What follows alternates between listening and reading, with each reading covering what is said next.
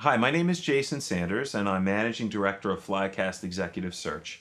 I'd like to share with you the second of 5 questions which I consider to be the worst questions that you can possibly ask in an interview. It comes from this report, which is the 5 questions that you can the worst questions you could possibly ask a candidate in an interview. So this is the second question. Where do you see yourself in 5 years?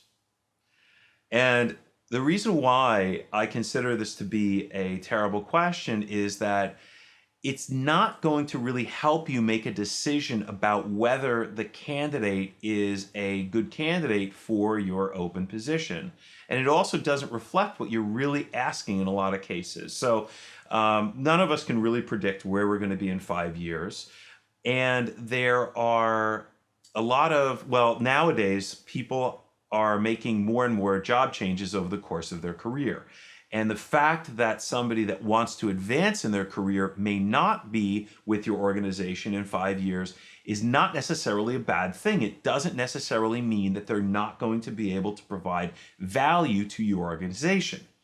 So, one of the things that I asked myself, or I asked when I was putting this together, is what are you really asking? And I think what you're really asking, if you're asking this question, are what are your values? What is your mission? And what kind of employee are you going to be?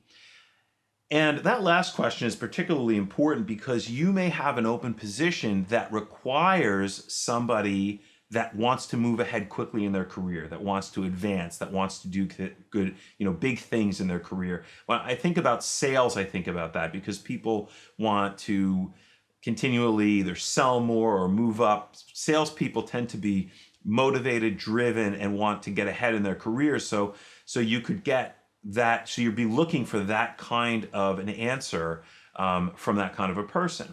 Somebody that's doing more operations or has a maintenance mode within your organization, you don't necessarily want them to be as ambitious. So the value that you're looking for there may be stability.